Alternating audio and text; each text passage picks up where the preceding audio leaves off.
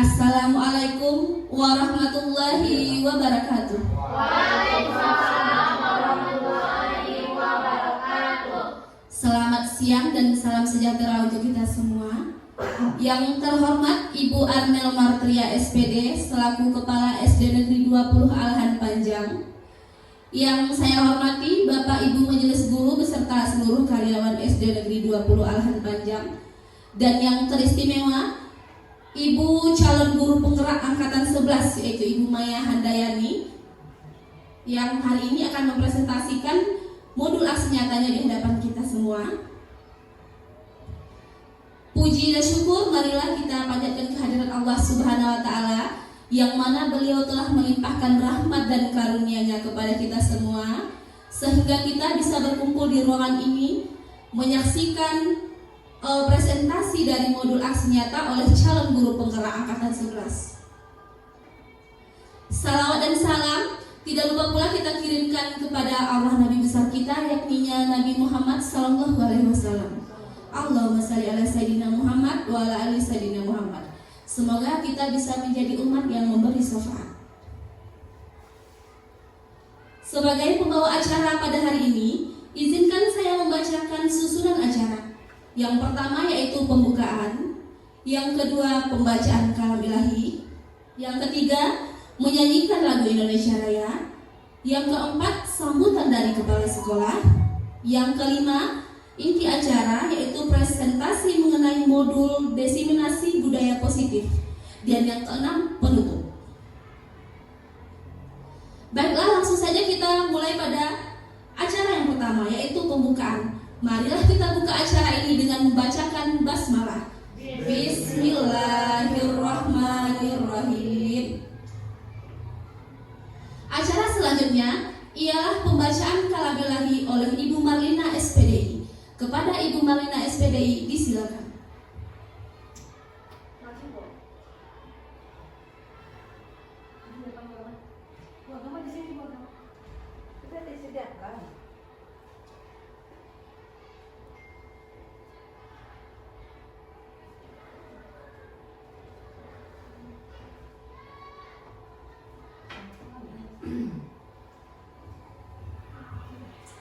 Assalamualaikum warahmatullahi wabarakatuh. Waalaikumsalam warahmatullahi wabarakatuh.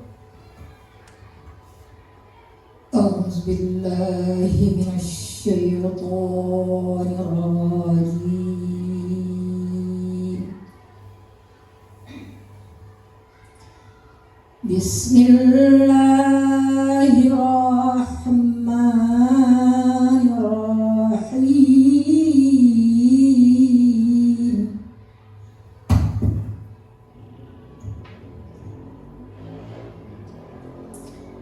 Yas'alunaka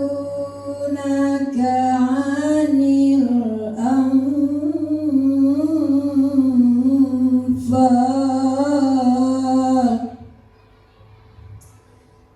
Qulil anfalu lillahi war rasul.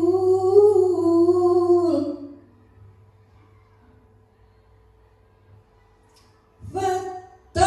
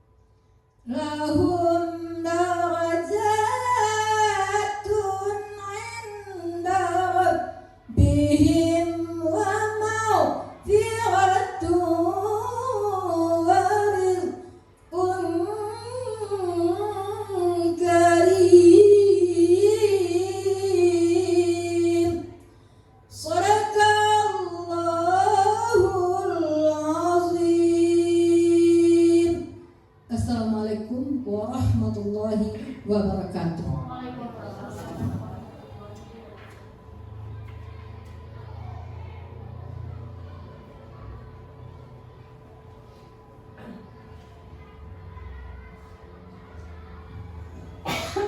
Terima kasih kepada Ibu Marlina SPDI yang telah membacakan kalam ilahi di hadapan kita bersama.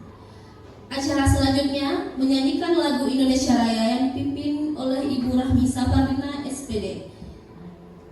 Hadirin dimohon berdiri.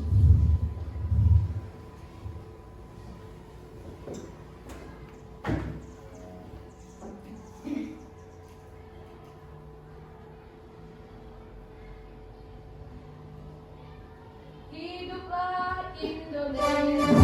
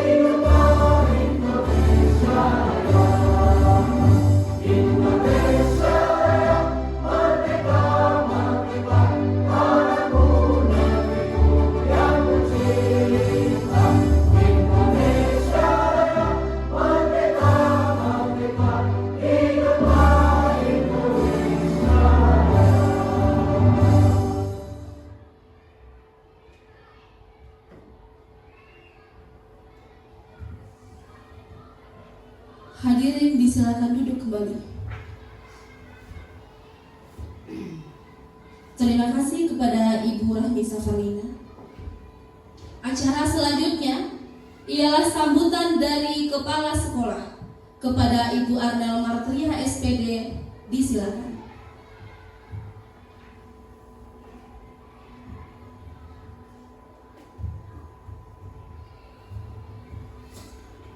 Assalamualaikum warahmatullahi wabarakatuh. Waalaikumsalam warahmatullahi wabarakatuh.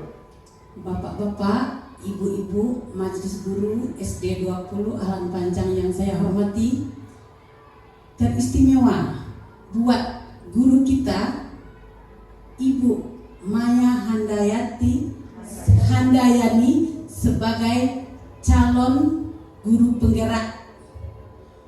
Mudah-mudahan dengan adanya Ibu Maya sebagai pertama kali, kita bisa mengikuti untuk kesemuanya.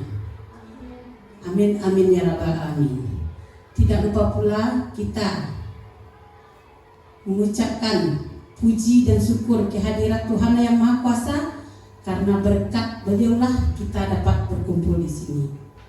Salawat beriring salam kita tunjukkan kepada Nabi kita, Nabi besar Muhammad SAW, yang telah membawa kita dari alam yang hina menjadi alam yang bahagia seperti yang kita rasakan pada saat ini. Pada hari ini kita akan mendengarkan presentasi diseminasi modul 14 mengenai budaya positif.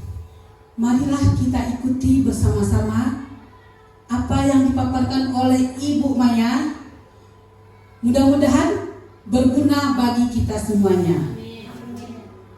Saya percaya sepenuhnya apa yang diterapkan di sini akan memberikan positif bagi kita semuanya.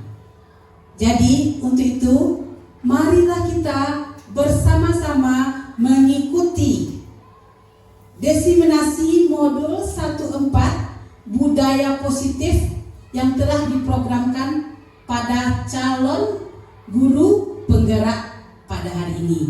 Untuk itu kita bersama, marilah kita dukung bersama-sama. Mudah-mudahan dengan adanya program ini akan terjadinya perubahan di sekolah kita. Dan kita akan mendukung sepenuhnya supaya program ini berjalan dengan lancar. Demikianlah harapan kami. Mudah-mudahan Ibu Maya bisa memberikan yang terbaik kepada kami semuanya. Amin amin ya rabbil alamin. Hanya itu yang dapat saya sampaikan pada hari ini. Kita sudahi dengan Assalamualaikum warahmatullahi wabarakatuh.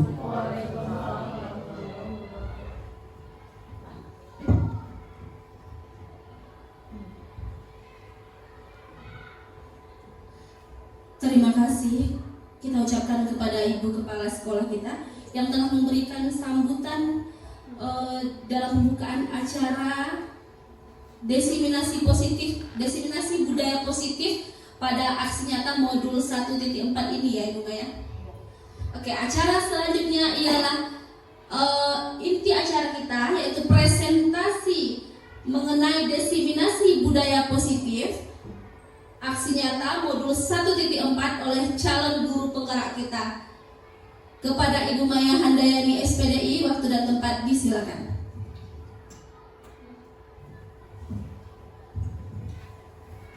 Baik, terima kasih kepada Ibu Moderator atas waktunya. Assalamualaikum warahmatullahi wabarakatuh. Salam bahagia untuk Ibu, Bapak Guru hebat, yang terhormat Ibu Kepala Sekolah SDN 20 Alahan Panjang, yang saya hormati rekan guru beserta karyawan SDN 20 Alahan Panjang. Puji dan syukur kehadirat Allah Subhanahu wa Ta'ala yang telah memberikan rahmat beserta hidayahnya kepada kita, hingga kita masih diberi kesempatan untuk bisa berkumpul pada hari ini guna mengikuti kegiatan diseminasi budaya positif pendidikan calon guru penggerak angkatan 11 Kabupaten Solo. Salawat beriring salam tak lupa kita kirimkan teruntuk Nabi besar kita Nabi Muhammad Sallallahu Alaihi Wasallam. Allahumma sholli ala sayyidina Muhammad wa ala ali sayyidina Muhammad. Baiklah Bapak Ibu, tanpa panjang lebar, mari kita segera membuka acara ini ya. Kita mulai dengan yang pertama yaitu diseminasi budaya positif. Tugas ini merupakan salah satu tugas yang diembankan kepada saya sebagai calon guru penggerak angkatan 11 untuk menjadi salah satu syarat di dalam pendidikan calon guru penggerak. Baiklah, mari kita bersama belajar bersama, berkolaborasi dan saling mendukung demi mewujudkan disiplin positif khususnya di sekolah. Nah, sekarang sebelum kita masuk ke mengenai disiplin positif, di sini ada beberapa pernyataan yang mungkin akan Bapak dan Ibu setujui atau tidak ya. Nah, pernyataan pertama adalah pemberian hukuman dapat mendisiplinkan siswa. Apakah Bapak dan Ibu setuju? Setuju. Kemudian yang kedua, guru harus mampu memberikan solusi untuk siswa yang bermasalah. Bagaimana? Setuju. Lalu, apakah pemberian hadiah ini akan meningkatkan prestasi siswa? Setuju. Dan yang terakhir, guru berperan sebagai teman bagi siswa. Apakah setuju? Setuju ya. Berarti Bapak dan Ibu setuju dengan pernyataan-pernyataan yang ada di depan ini. Nanti kita lihat ya. Kita lihat apakah pemberian hukuman atau pemberian hadiah itu sudah tepat. Walaupun sebenarnya sudah baik ya, agar bisa meningkatkan kerajinan siswa, tanggung jawab siswa sebenarnya bagus ya. Cuma apakah sudah tepat atau belum? Kita lihat nanti. Nah, kita mulai dari budaya positif sesuai dengan tadi diseminasi budaya positif ya. Budaya positif adalah nilai-nilai atau kebiasaan di sekolah yang berpihak kepada murid agar mereka dapat berkembang menjadi pribadi yang kritis, penuh hormat dan bertanggung jawab. Nah, bagaimana cara menciptakan budaya positif? Nah, berdasarkan konsep-konsep inti ini ya, ada 6 buah konsep untuk kita bisa menciptakan budaya positif di sekolah. Yang pertama tentunya disiplin positif. Yang kedua, motivasi perilaku manusia. Yang ketiga, keyakinan kelas atau sekolah. Yang keempat, kebutuhan dasar manusia. 5, posisi kontrol seorang guru. Dan yang terakhir adalah segitiga restitusi. Apa sih sebenarnya makna disiplin positif? Mungkin Bapak dan Ibu ada yang sudah tahu apa sih sebenarnya disiplin positif atau contohnya seperti apa? Ya, disiplin positif itu yang seperti apa? Atau bisa memberikan contoh kira-kira apa sih yang termasuk ke dalam disiplin positif itu? Yang seperti apa? Ya, silakan Ibu. Seperti seorang guru yang datang tepat waktu. Ya, Maka betul. siswa juga akan meniru. Ya betul, itu adalah salah satu contoh ya. Apabila seorang guru datang tepat waktu, maka siswanya pun akan melihat dan akan meniru. Seperti itu ya. Kemudian disiplin positif ini merupakan suatu pendekatan dalam mendidik dan memimpin perilaku anak dan mengajarkan nilai-nilai seperti disiplin, santun, jujur, peduli, dan bertanggung jawab sehingga akan menghasilkan murid-murid yang berkarakter. Tentu saja kita semua kan ingin ya anak didik kita menjadi anak yang patuh ya Bu ya. Patuh, kemudian dia bertanggung jawab, jujur, juga peduli dengan sesama ya. Nah, dengan disiplin positif ini ya, tujuan utamanya adalah untuk membantu anak berkembang menjadi individu yang percaya diri, mandiri, dan mampu mengambil keputusan yang baik dalam hidup mereka. Kemudian kita masuk ke perubahan paradigma.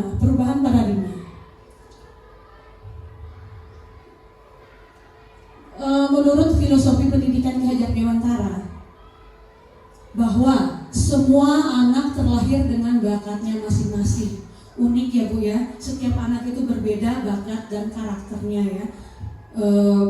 Tidak bisa kita samakan ya. Kemudian tugas guru lah menuntun bakat tersebut agar anak tumbuh dengan sehat dan bahagia. Ki Hajar Dewantara juga mengibaratkan kalau guru itu sebagai petani ya, seumpama petani, dan murid itu ibarat jagung. Jadi kalau kita nanam jagung ya Bu, kita rawat, kita beri pupuk, kita siram, pasti hasilnya akan menjadi jagung juga ya. Tidak mungkin kita tanam jagung tumbuhnya menjadi cabai. Berarti itu salah ya. Tetap kalau kita tanam jagung pasti tumbuhnya akan jagung ya. Kemudian siswa juga ya, murid anak juga mempunyai kodrat alam dan kodrat zaman. Dan yang terakhir, pembelajaran harus berpihak pada murid. Nah, perubahan paradigma. Paradigma ini untuk membangun budaya yang positif. Sekolah perlu menyediakan lingkungan yang positif ya, aman dan nyaman, agar murid-murid dapat berpikir, bertindak, dan mencipta dengan merdeka, mandiri, dan bertanggung jawab. Pembelajaran dengan paradigma baru ini dirancang berdasarkan prinsip pembelajaran yang berdiferensiasi, dengan setiap siswa belajar sesuai dengan kebutuhan dari tahap perkembangannya untuk mewujudkan profil pelajar Pancasila. Jadi artinya Bu ya, kalau tadi itu katanya berdiferensiasi itu kita memberikan kebebasan bagi anak. Bagaimana cara anak belajar? Kita mencari cara bagaimana anak ini nyaman. Dengan gaya apa mereka bisa nyaman belajar di sekolah. Ki Hajar Dewantara juga menyatakan bahwa untuk mencapai kemerdekaan atau dalam konteks pendidikan kita pada saat ini, dan untuk menciptakan murid yang merdeka, syarat utamanya adalah harus ada disiplin diri yang memiliki motivasi internal. Nah, adapun motivasi ini ada 3 ya. Teori motivasi perilaku manusia, ada yang motivasi berasal dari luar atau eksternal. Itu biasanya untuk menghindari ketidaknyamanan atau hukuman, ya. Biasanya anak akan berpikir seperti begini ya, apa sih yang akan terjadi kalau misalnya saya tidak melakukannya? Contoh ketika anak diharuskan memakai pakaian lengkap pada saat upacara bendera setiap hari Senin. Dia mikir nih, kalau saya nggak bawa topi, nanti gimana ya? Seperti itu. Kemudian yang kedua masih juga motivasi dari luar atau eksternal, yaitu untuk mendapatkan imbalan dan dari orang lain atau institusi ya. Biasanya anak akan berbuat baik apabila kita iming-imingi hadiah. Apapun bentuk hadiahnya ya Bu, Pak. Misalnya seperti itu ya. Kemudian yang terakhir adalah motivasi internal dengan tujuan disiplin positif. Artinya motivasi yang berasal dari dalam diri kita sendiri. Biasanya anak akan berpikir seperti ini ya, untuk menghargai diri sendiri, menjadi insan sesuai harapan kita. Ya, akan ada pertanyaan mereka atau pernyataan, saya akan menjadi orang seperti apa bila saya melakukannya. Contohnya, saya mau pakai pakaian lengkap nih ke sekolah hari Senin. Kira-kira gimana ya? Bagus tidak ya? Ya. Nah, kalau seperti itu lama-lama akan menjadi sebuah kebiasaan yang baik. Jadi anak tidak perlu diingatkan. Dia ingat, dia tahu kalau saya pakai ini jadi menumbuhkan disiplin dalam dirinya begitu ya. Di sini ada konsep disiplin dengan identitas gagal. Ada dua buah konsep disiplin ya. Yang pertama hukuman dan yang kedua adalah penghargaan. Kalau misalnya hukuman ini sifatnya ini membuat anak tidak nyaman. Contoh nih Ibu Bapak, kalau ada anak kita yang melanggar, kita hukum. Bagaimana terlihat mereka? Pasti gelisah, gak enak, ya. Dilihat kawan tidak nyaman, apalagi sambil kita marah-marahi, ya, seperti itu. Kemudian murid menjadi takut. Nah, karena anak itu pernah satu kali tidak membuat tugas, akhirnya dia timbul rasa takut. Tugas saya belum selesai, saya takut sekolah nanti kena marah lagi. Dan itu tidak bagus ya untuk perkembangan anak. Kemudian hukuman itu biasanya bersifat memaksa, dipaksa anak untuk melakukannya. Karena dipaksa, makanya timbul suasana yang tidak nyaman. Kemudian selanjutnya murid menyembunyikan kesalahan. Dia tidak akan ngaku, dia tidak akan mengakui bahwa dia telah berbuat salah. Itu ya sifat dari hukuman. Dan yang terakhir, hukuman bisa membuat murid menjadi rendah diri. Ya, karena pada saat dihukum tentu saja teman-teman yang lainnya akan melihat ya Ibu Bapak, akan melihat sudah itu akan mencemooh. Ya, dan si anak pasti akan merasa rendah diri. Kemudian penghargaan ini mungkin sifatnya bisa merusak hubungan baik murid dengan murid ataupun murid dengan guru. Kemudian kreativitas, ya, sama sifatnya penghargaan dengan hukuman, sifatnya menghukum dan tidak efektif. Keyakinan kelas lagi ya Ibu Bapak, mungkin Ibu dan Bapak sudah pernah membuat keyakinan kelas bersama dengan siswa kita? Sudah kan? Bagaimana sih caranya membuat keyakinan kelas tuh? Kita berdiskusi dengan anak ya.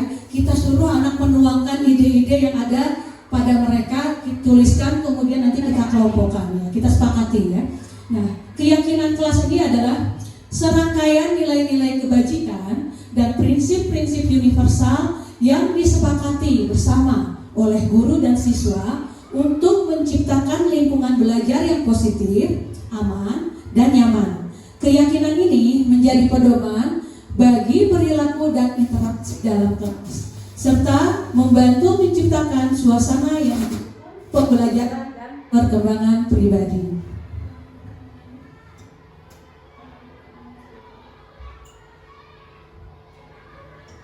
Selanjutnya, sebelum kita lanjut ke pembentukan keyakinan kelas, biar kita lebih semangat ya Ibu Bapak, boleh minta bantuannya. Kita ice breaking dulu sebentar. Tepuk semangat, dimohon berdiri dulu semuanya Ibu Bapak, biar tambah semangat. Iya, kita tepuk semangat dulu Pak, sebentar ya. Kita mulai ya, 1, 2, 3, tepuk semangat.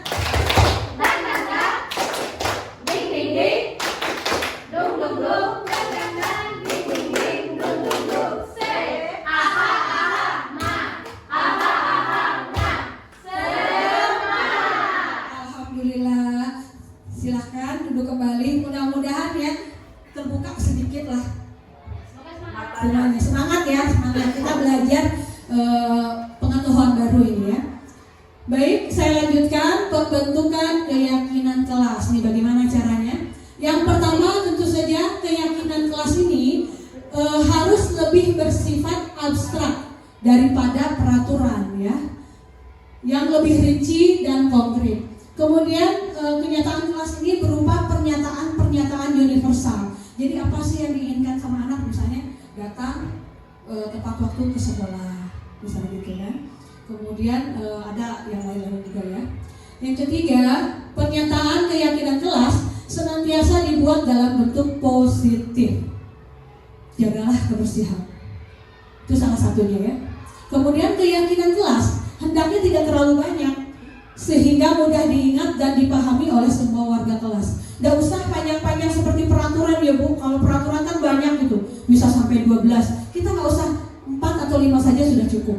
Yang penting anak-anak akan paham, meyakini, dan akan melaksanakannya. Kemudian yang kelima, semua warga kelas hendaknya ikut berkontribusi dalam pembuatan keyakinan kelas lewat kegiatan curah pendapat.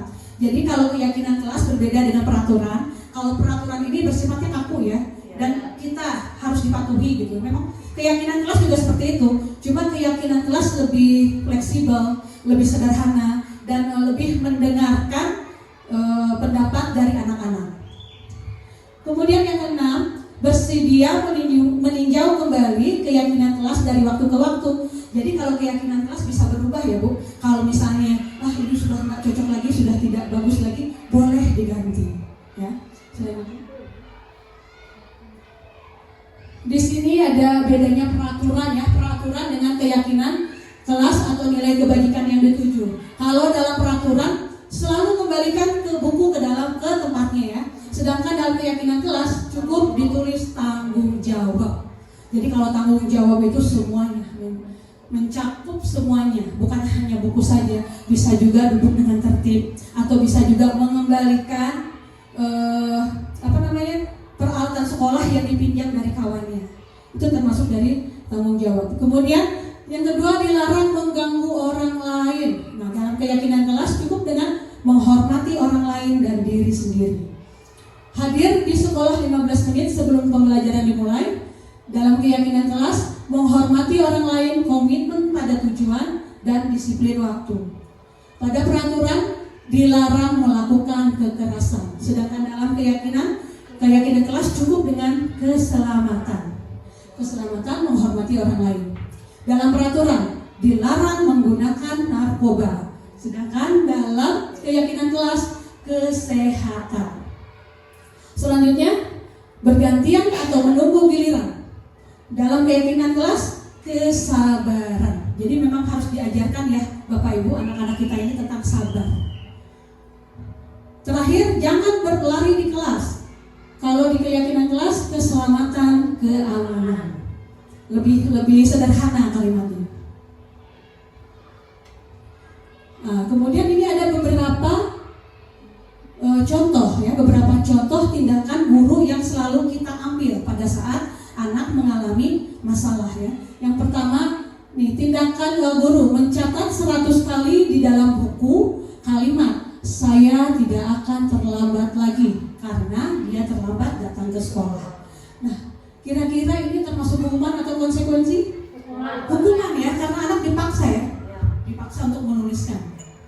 Kemudian lari mengelilingi lapangan basket 2 kali karena terlambat hadir di sekolah, itu juga termasuk hukuman ya. Murid diminta push up 15 kali karena tidak menggunakan masker ke sekolah, itu juga hukuman ya. Mengganti kertas tugas teman yang telah dicoret, itu termasuk konsekuensi. Membersihkan tumpahan air di meja tulis karena tersenggol pada saat belajar, itu juga merupakan konsekuensi ya. Kemudian meminta murid tidak mengenakan sepatu harian di sekolah, seharian itu ya maksudnya, seharian di sekolah karena tidak mengenakan sepatu hitam, itu juga termasuk hukuman karena siswa kan terpaksa melakukannya ya. Kalau istilah sekarang apa, nyeker, nggak pakai sepatu, pakai alas kaki. Lalu yang terakhir, lari mengelilingi lapangan basket 2 kali karena terlambat 10 menit untuk pelajaran PJOK. Kalau ini bukan hukuman ya, tapi kan konsekuensi. Karena saya yakin nih, Bapak olahraga nih, Bapak PJOK pasti punya keyakinan dengan anak-anaknya ya, dengan siswa-siswanya. Begitu. Nah, di sini juga ada perbedaan hukuman dan konsekuensi. Hukuman. Nah, kalau hukuman ini biasanya sesuatu yang menyakitkan harus terjadi. Kadang-kadang bisa menyakiti anak gitu ya. Kemudian kalau di konsekuensi itu sesuatu harus terjadi. Pada hukuman, biasanya hukuman itu bisa membuat anak sakit ya, Bapak Ibu, baik fisik maupun hati untuk jangka lama. Jadi kalau kena hukuman nih, biasanya nih walaupun si anak ini sudah tamat, sudah jauh, sudah selesai sekolah SD, kalau ketemu pasti pasti ingat si bapak ini dulu nih yang pernah menghukum saya misalnya. Pasti akan selalu teringat, malah yang parahnya mungkin akan menjadi dendam justru ya kalau istilah hukuman. Sedangkan kalau konsekuensi juga membuat anak merasa tidak nyaman, tapi tentu saja dalam jangka waktu yang pendek, tidak akan ingat, pasti akan cepat lupa ya. Kemudian pada hukuman, anak biasanya membenci kedisiplinan atau anak tidak suka disiplin. Karena dia kesal biasanya. Ketika anak sudah dimarahin, langsung dia berpikir, tanggung, besok gak usah lagi patuh. Percuma nanti juga kena marah lagi. Sedangkan dalam konsekuensi, anak menghargai disiplin ya. Pada hukuman ini bersifat paksaan, sedangkan konsekuensi tanggapan. Kemudian pada hukuman mendorong anak untuk menyakiti diri sendiri. Dalam konsekuensi mendorong anak agar mudah menyesuaikan diri. Kemudian hukuman adalah konsep diri yang buruk, sedangkan konsekuensi adalah konsep diri yang baik. Dalam hukuman, anak akan belajar menyembunyikan kesalahan, sedangkan konsekuensi anak akan belajar untuk mematuhi peraturan ya, karena dia berpikir nih, kalau saya tidak patuh pasti konsekuensinya ini. Seperti itu ya. Kemudian yang terakhir, dalam hukuman biasanya akan menimbulkan rasa marah, rasa bersalah, rasa dipermalukan, rasa tidak dihargai pada anak. Sedangkan konsekuensi, anak akan merasa kehilangan hak, dibuat tidak nyaman, diasingkan untuk sementara atau time out. Tapi itu sifatnya hanya sementara ya, kalau di konsekuensi. Kebutuhan dasar manusia tadi sudah disebutkan ya. Ada 5 kebutuhan dasar manusia yang harus dipenuhi ya. Biasanya Bapak Ibu kalau ada salah satu aja nih, salah satu dari 5 kebutuhan dasar ini tidak terpenuhi, pasti hidup kita tidak nyaman, ada aja yang kurang, pasti salah aja ya. Tapi kalau misalnya yang kelimanya ini bisa dipenuhi, insya Allah kita nyaman-nyaman aja, hidup kita tenang ya. Yang pertama nih bertahan hidup, yang kedua kasih sayang dan rasa diterima, yang ketiga kebebasan, yang keempat kesenangan, yang kelima penguasaan. Adapun kebutuhan dasar yang pertama yaitu kebutuhan bertahan hidup. Kebutuhan bertahan hidup atau survival adalah untuk bertahan hidup, misalnya kesehatan, makanan, tempat tinggal atau rumah, kebutuhan biologis sebagai bagian dari proses reproduksi termasuk kebutuhan untuk tetap bertahan hidup. Jadi artinya begini Ibu Bapak, kalau anak kita udah kenyang nih perutnya, udah diisi perutnya, insya Allah dia nggak bakalan merebut makanan anak yang lain atau meminta-minta makanan pada yang lain.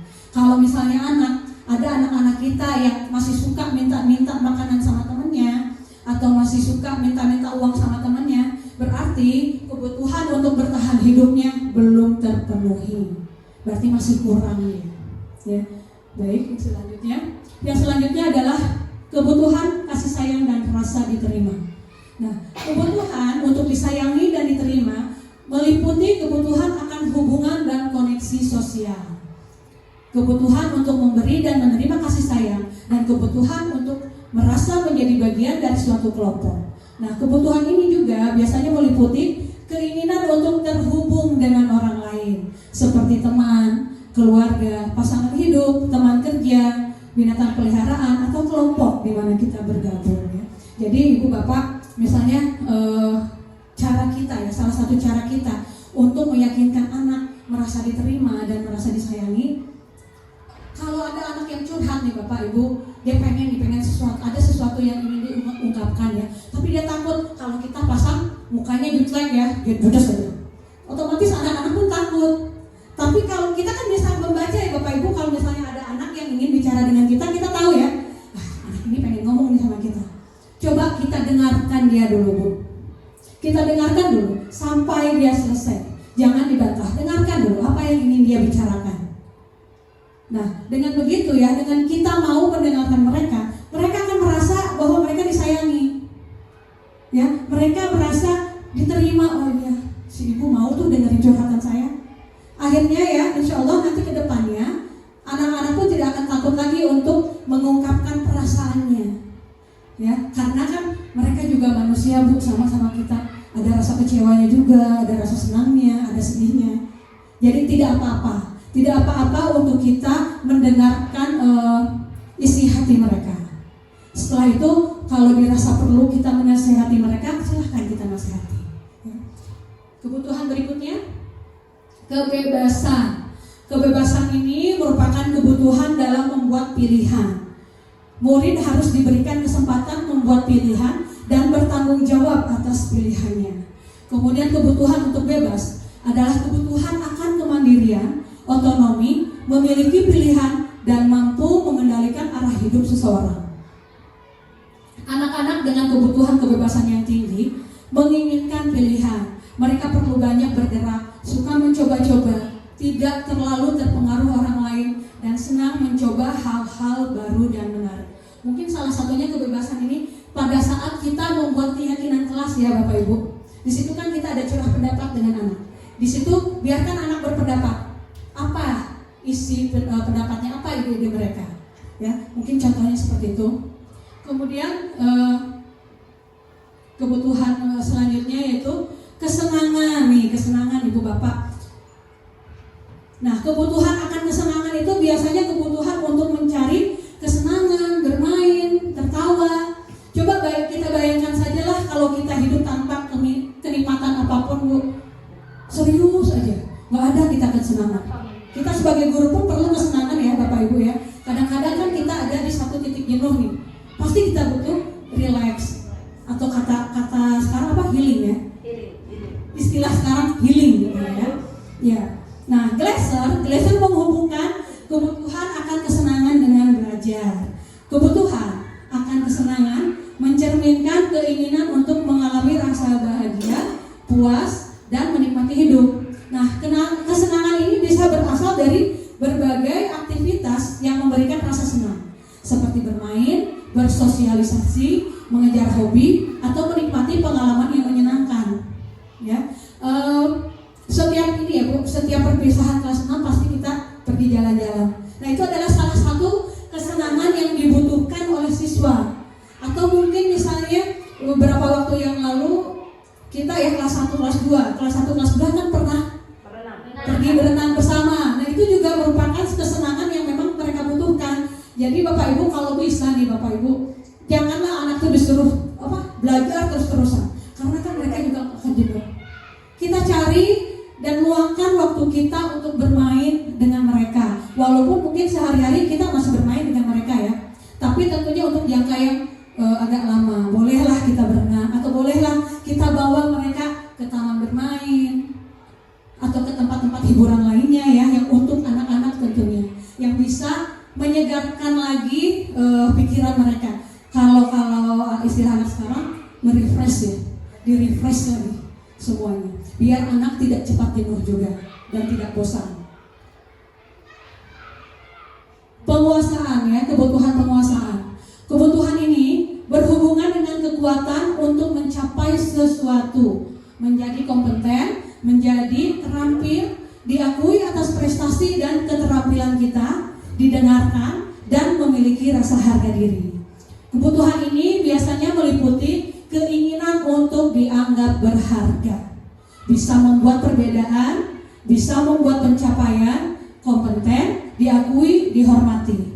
Ini meliputi self-esteem atau harga diri dan keinginan untuk meninggalkan pengaruh. Penguasaan ini mungkin contohnya setiap anak diberi kesempatan untuk menampilkan bakatnya. Setiap anak kan punya bakat ya yang berbeda-beda. Contohnya ada anak, misalnya anak yang selama ini kurang bisa diatur. Kita beri kesempatan dia untuk tampil di depan teman-temannya. Ya, itu. Atau misalnya dalam pembelajaran di kelas, kita beri kesempatan mereka untuk mengeluarkan pendapatnya, menyampaikan pendapatnya tentang pembelajaran yang sedang berlangsung saat itu.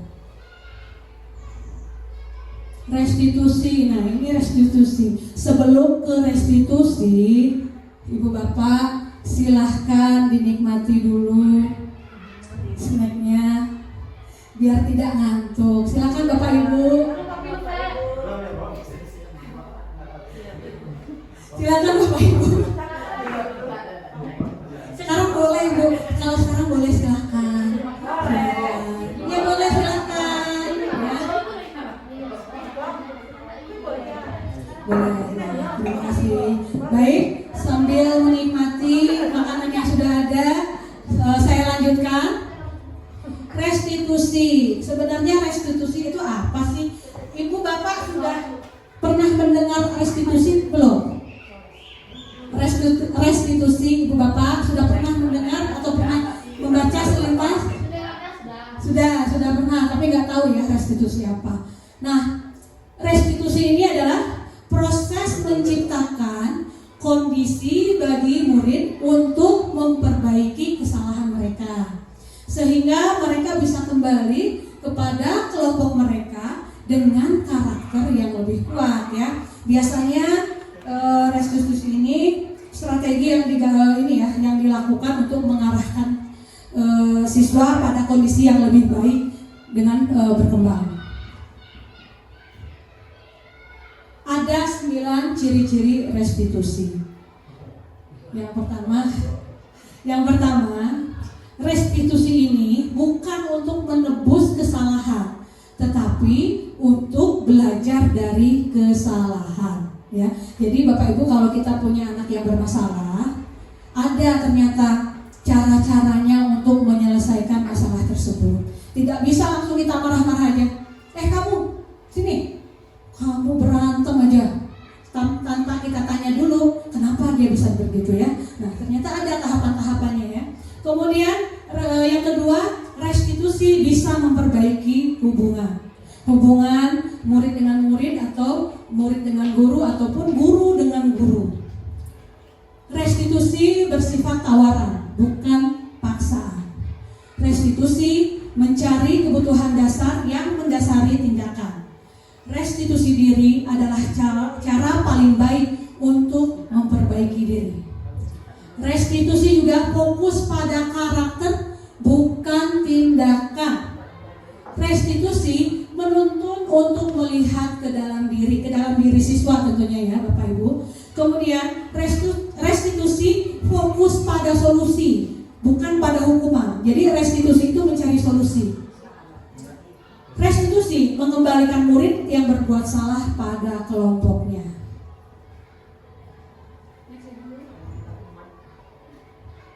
Nah, di sini ada segitiga restitusi. Untuk apa sih segitiga restitusi ini? Untuk mengarahkan siswa pada kondisi yang lebih baik untuk berkembang. Ini ada tiga buah tahapan restitusi. Jadi kalau kita akan menyelesaikan sebuah permasalahan yang dialami oleh siswa, tahapan-tahapan inilah yang harus kita jalani dulu. Jangan langsung dipanggil anak terus dimarahi. Tapi ternyata Bu, Bapak ada tahapan-tahapannya, ya. Yang pertama adalah menstabilkan identitas, ya. Artinya menstabilkan identitas ini untuk mengubah identitas anak dari orang yang gagal karena melakukan kesalahan menjadi orang yang sukses, ya. Artinya dalam menstabilkan identitas ini biasanya kita jangan langsung menyalahkan anak, tapi anak dipanggil anak kemudian kita berbicara. Nah, tidak apa-apa. Setiap orang pasti melakukan kesalahan. Ya, pasti melakukan kesalahan. Ibu pun seperti itu. Pasti semua orang melakukan kesalahan. Kemudian yang kedua, validasi tindakan yang salah. Ya, validasi tindakan yang salah ini adalah proses pengakuan dari si anak. Kenapa dia sampai melakukan kesalahan? Nah, biasanya kalimat-kalimat atau kata-kata yang harus kita ucapkan pada tahapan ini adalah kita tanya si anak dengan suara yang lembut tentunya, ya. Kenapa kamu membuat dia menangis? Apakah dia sudah membuat kamu tidak nyaman? Kita tanyakan dulu, ya Bapak Ibu. Kemudian yang ketiga, keyakinan. Menanyakan keyakinan ini kita tanyakan sama dia, keyakinan apa sih yang kamu yakini? Balik lagi kita ke keyakinan kelas. Apa-apa saja yang ada dalam keyakinan kelas yang sudah dibuat, kita kembalikan lagi dia ke situ. Keyakinan apa yang kamu yakini? Jadi Bapak Ibu, kalau misalnya ada anak yang bermasalah, kalau menurut segitiga restitusi, kita tidak boleh langsung memarahi anak. Karena kalau kita langsung memarahi anak tentunya yang pertama akan takut sama kita. Yang kedua, dia akan berusaha menyembunyikan kesalahan dia. Dia nggak mau ngaku. Pasti jawabannya berbelit-belit. Seperti itu, ya. Posisi kontrol. Tapi sebelum kita masuk ke posisi kontrol, kita ice breaking dulu sedikit. Ibu moderator tolong ini dulu yang tadi, ya.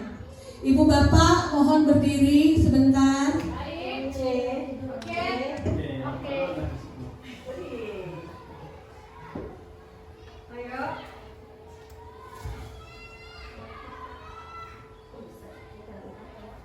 Biar ini, ya Bapak Ibu, karena saya sudah melihat wajah-wajah lelah tadi. Jadi biar segan sejenak, ya. Ulang lagi, Bu Peggy.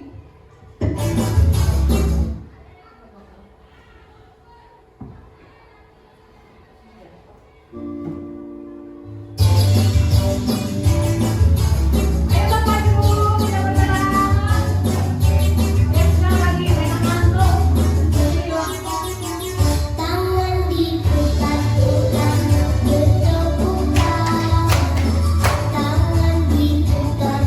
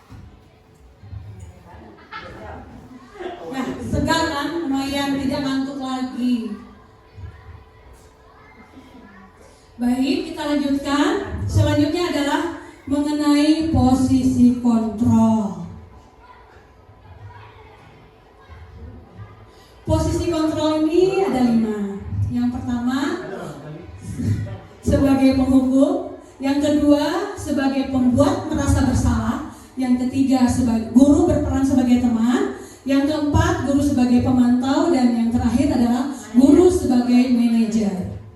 Kita akan bahas satu-satu. Baik, posisi yang pertama yaitu sebagai penghukum. Nah, biasanya sebagai seorang penghukum bisa menggunakan hukuman fisik atau verbal. Nah, orang-orang yang menjalankan posisi penghukum ini senantiasa mengatakan bahwa sekolah kita ini memerlukan sistem atau alat yang lebih untuk menekan murid-murid lebih dalam lagi. Nah, biasanya guru-guru yang menerapkan posisi penghukum ini akan berkata nih, patuhi saya atau awas, seperti itu ya. Kamu selalu saja salah. Nah, itu biasanya posisi kontrol itu cenderung suka memberikan hukuman biasanya ya. Yang kedua, pembuat merasa bersalah. Nah, biasanya pada posisi ini guru ketika akan menyelesaikan masalah itu dia bersuara lebih lembut, cenderung lebih lembut ya, dan akan menggunakan keheningan. Jadi Bapak Ibu biasanya kalau guru yang posisi kontrolnya sebagai pembuat merasa bersalah, dia akan panggil anaknya tidak langsung bicara, tapi diam dulu. Nah, kediaman kita lah yang kadang-kadang membuat anak tidak nyaman. Dia bingung, ini ngapain saya dipanggil ke sini ya, tapi ibu kok nggak ngomong. Nah, dari situ timbullah rasa-rasa tidak nyaman, ya, rasa merasa bersalah. Nah, biasanya kata-kata yang akan keluar itu ya, yang akan keluar dengan lembut itu biasanya seperti ini. Ibu sangat kecewa sekali sama kamu. Atau berapa kali sih Bapak harus memberitahu kamu? Atau yang paling parah mungkin, gimana coba kalau orang tuamu sampai tahu kamu berbuat yang seperti ini di sekolah? Nah, biasanya kalimat-kalimat seperti itu bukan akan membuat si anak merasa bersalah. Anak akan berpikir, oh iya ya, gara-gara saya nih orang tua jadi ikut-ikutan kena masalah. Seperti itu. Dan itu sebenarnya tidak baik ya, karena akan membuat si anak menjadi rendah diri ya. Jangan kalau misalnya si anak punya masalah, anaklah yang harus kita tegur atau diberikan masukan-masukan. Jangan dikait-kaitkan dengan orang lain, apalagi dengan orang tua. Apalagi sampai dibilang, oh kok si anak sini nih, ayah kamu dulu nggak tahu begini. Nah, apalagi sampai seperti itu, Bu. Aduh, tambah anaknya itu bisa rendah hati, bisa rendah diri, atau malah tambah menjadi kenakalannya, ya. Seperti itu, karena dia merasa dibandingkan dengan orang lain. Selanjutnya, teman. Nah, biasanya posisi guru sebagai teman juga bagus ya. Ada bagus, ada positif dan negatifnya ya. Biasanya nih, guru pada posisi ini tidak akan menyakiti siswa. Karena kalau kita lihat teman ya, tidak mungkin ada teman yang ingin menyakiti temannya yang lain. Nah, tetapi akan tetap ya berupaya mengontrol murid melalui persuasi. Biasanya posisi teman pada guru ini bisa negatif atau positif ya. Kalau positifnya, hubungan antara murid dan guru akan menjadi baik ya, akan terjalin dengan baik. Kalau negatifnya mungkin karena si anak sudah menganggap kita teman, kadang-kadang apa yang kita ucapkan, apa yang kita katakan tidak didengar ya. Dia akan abai dengan ucapan-ucapan kita atau nasihat-nasihat kita. Kemudian guru di posisi teman ini menggunakan hubungan baik dan humor ya untuk mempengaruhi seseorang. Nah, biasanya mereka akan berkata, ayo bantulah demi Bapak nih, kemarin kan kamu juga Bapak tolong, kita kan teman. Nah, seperti itu biasanya. Jadi otomatis anak mau tidak mau ya udah patuh jadinya gitu. Sebenarnya sudah baik ya posisi teman, tapi masih kurang tepat juga seperti itu ya. Yang keempat, pemantau. Posisi guru sebagai pemantau. Pemantau ini berarti mengawasi ya. Nah, biasanya pada saat kita sedang mengawasi, kita akan bertanggung jawab atas perilaku orang yang sedang kita awasi. Nah, biasanya pemantau ini berdasarkan pada peraturan-peraturan dan konsekuensi. Nah, dengan menggunakan sanksi, biasanya kita dapat memisahkan hubungan pribadi kita dengan murid. sebagai seorang yang menjalankan posisi pemantau. Nah, biasanya pertanyaan-pertanyaan yang akan diajukan oleh seorang guru dengan posisi pemantau pasti bilangnya akan seperti ini. Kalau misalnya ada anak yang tidak mematuhi peraturan dalam hal berpakaian ya, kamu tahu kan peraturannya apa? Tidak boleh memakai sepatu warna putih pada hari Senin. Karena akan mengacu pada peraturan-peraturan yang sudah ada. Itulah pemantau ya. Kemudian apa yang telah kamu lakukan? Kamu sudah tahu kan kalau hari Senin ini sepatu hitam, pakai dasi, pakai topi, pakai ikat pinggang hitam. Kenapa kamu tidak patuh? Biasanya seperti itu. Dan yang terakhir, manajer. Manajer ini posisi di mana guru berbuat sesuatu bersama dengan murid, mempersilahkan murid, mempertanggungjawabkan perilakunya, mendukung murid agar dapat menemukan solusi atas permasalahannya sendiri. Seorang manajer telah memiliki keterampilan di posisi teman dan pemantau. Ya, jadi kalau guru ada di posisi manajer itu dia bisa merangkap sebagai seorang pemantau dan teman juga. Nah, dengan demikian ya, jadi bisa jadi di sekali-kali waktu tertentu ya, posisi kontrol, posisi teman bisa kita lakukan, atau posisi sebagai pemantau bisa juga kita lakukan ya. Nah, dalam posisi manajer ini, murid biasanya diajar untuk menganalisis kebutuhan dirinya sendiri maupun kebutuhan orang lain. Di sini penekanan bukan pada kemampuan membuat konsekuensi, namun bisa berkolaborasi dengan murid bagaimana memperbaiki kesalahan. Nah, biasanya seorang guru dalam posisi manajer ini akan mengajukan beberapa pertanyaan. Contohnya, apa sih yang kita yakini, Nak? Kita balik lagi, kita pakai keyakinan kelas. Apa sih yang kamu yakini? Apakah kamu sudah meyakininya? Jika kamu meyakininya, apa kamu bersedia memperbaikinya? Nah, seperti itu. Jadi Bapak Ibu, dalam menyelesaikan sesuatu masalah di sekolah, hendaknya kita memang melalui tahapan-tahapan yang disebut dengan segitiga restitusi. Jadi tidak bisa anak itu langsung dipanggil, langsung dimarahi. Karena kalau kita menghukum dia dengan perkataan ataupun tindakan, otomatis itu akan membuat mereka merasa rendah diri, merasa kecewa juga, merasa marah, ya seperti itu.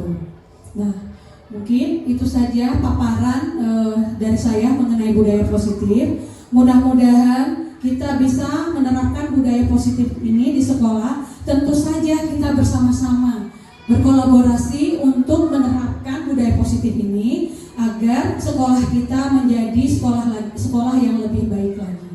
Demikian saya sampaikan. Mohon maaf apabila masih banyak kekurangan dalam presentasi saya kali ini. Terima kasih. Assalamualaikum warahmatullahi wabarakatuh.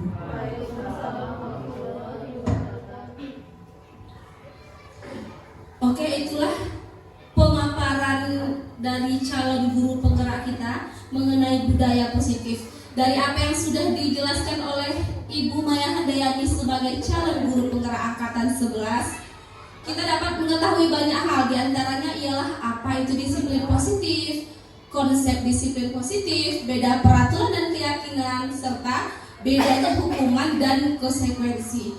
Jika sebelumnya kita sudah mendengar tapi kita belum tahu apa itu perbedaannya, sekarang setelah dijelaskan oleh Ibu Maya sebagai calon guru penggerak, kita sudah banyak tahu.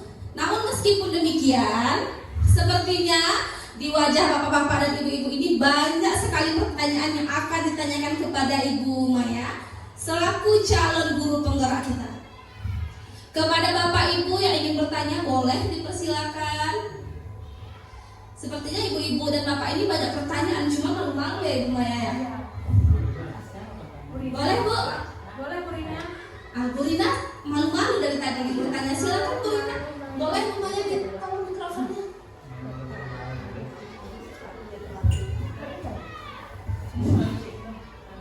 Assalamualaikum Assalamualaikum warahmatullahi wabarakatuh. Waalaikumsalam warahmatullahi wabarakatuh. Terima kasih kepada Ibu yang telah meluangkan waktu. Saya akan bertanya. Sejak tadi kami sudah mendengarkan penjelasan yang dijelaskan oleh guru calon penggerak. Dan saya akan bertanya kepada Ibu Maya, mengapa disiplin positif penting untuk diterapkan di sekolah? Cuman sekian. Assalamualaikum warahmatullahi wabarakatuh. Waalaikumsalam warahmatullahi wabarakatuh. Boleh ditolong mikrofonnya dimatikan saja Ibu Nafia. Oke, terima kasih pertanyaannya. Bu Rina barusan menanyakan bagaimana pentingnya budaya positif di sekolah. Begitu ya Bu Rina? Bu Maya bagaimana, ini langsung dijawab saja pertanyaan dari Bu Rina. Oke, disilakan. Baik. Terima kasih atas pertanyaannya Ibu Rina Hayati, Ibu NC Rina Hayati.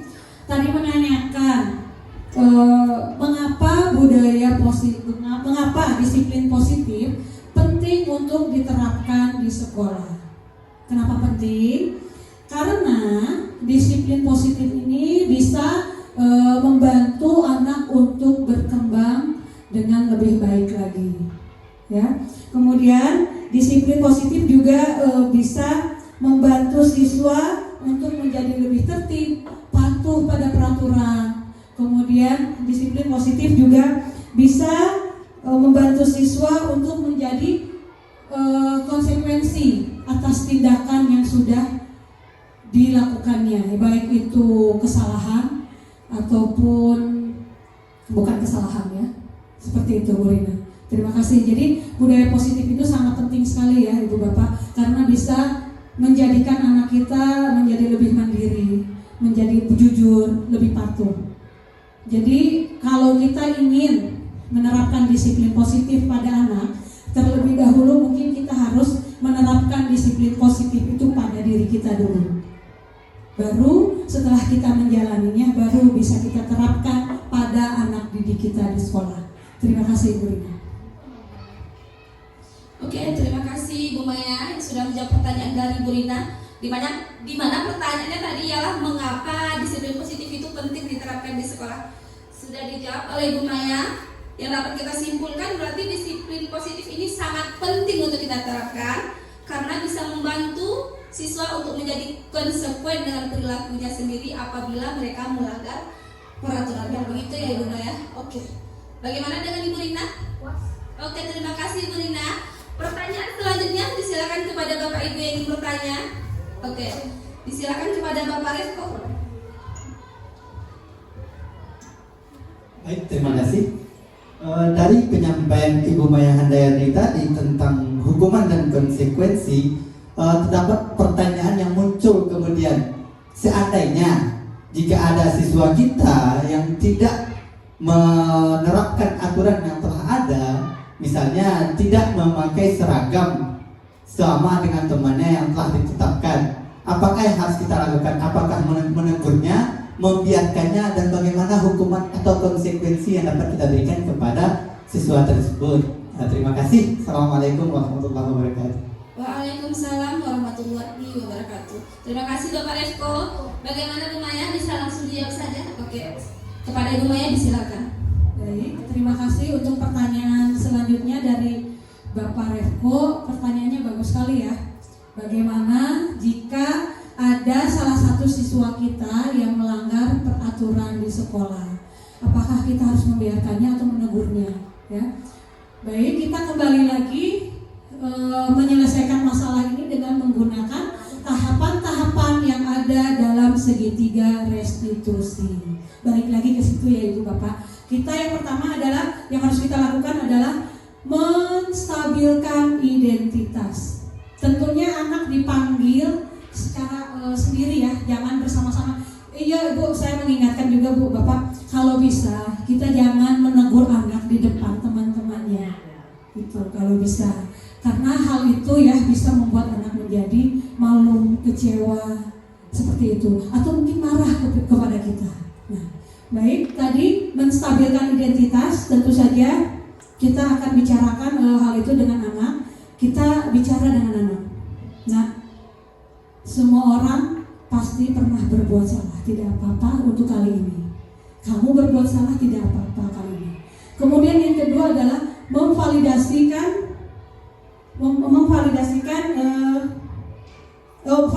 tindakan yang salah.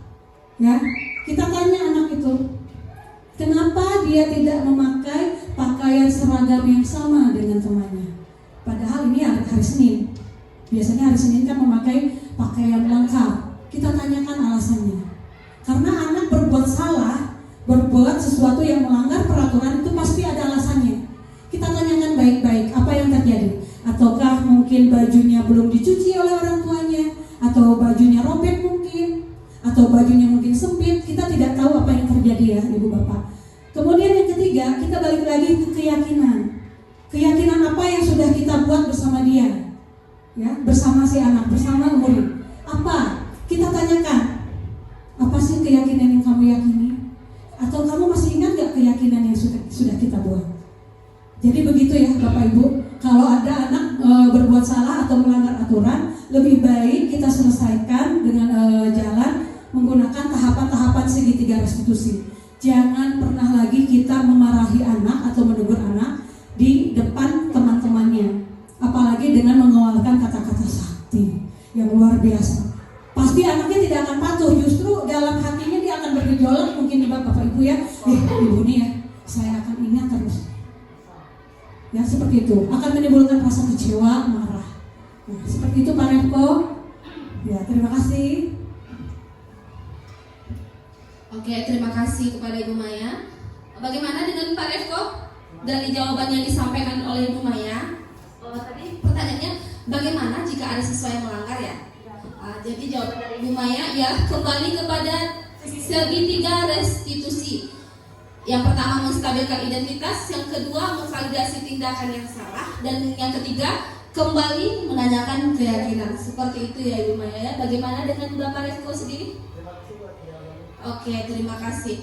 Apakah masih ada pertanyaan? Silakan Bapak Ibu yang ingin bertanya. Sepertinya sudah tidak ada lagi pertanyaan.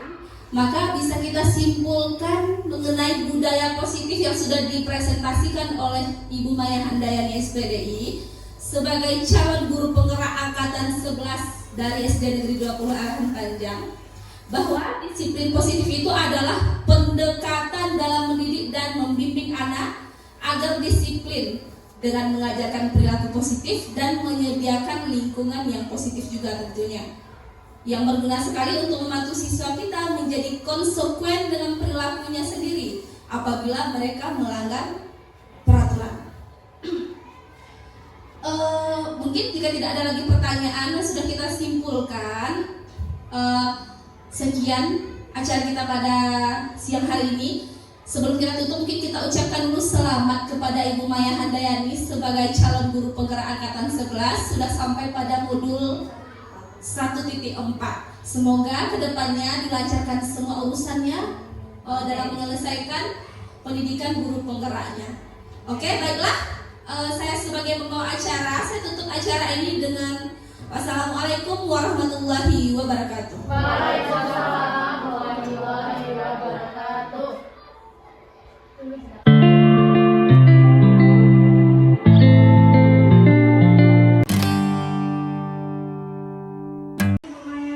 Terima kasih kepada Ibu Maya Handayani yang sudah memberikan materi tentang diseminasi budaya positif. Semoga apa yang Ibu sampaikan dapat kita terapkan di sekolah kita secara bersama-sama. Semoga apa yang Ibu sampaikan ini merupakan jembatan untuk membuat sekolah kita semakin maju. Semangat Ibu Maya! Terima kasih kami ucapkan kepada Ibu Maya Handayani SPDI yang telah menyampaikan materi diseminasi budaya positif. Dari materi yang beliau sampaikan, kami dapat mengambil kesimpulan bahwa pemberian hukuman dan pemberian feedback ternyata juga mempunyai dampak negatif terhadap siswa. Dari materi ini kami harap teman-teman sejawat sebagai guru dapat menerapkan diseminasi budaya positif ini di sekolah kami di STN 20 Alan Panjang. Terima kasih Bu Maya.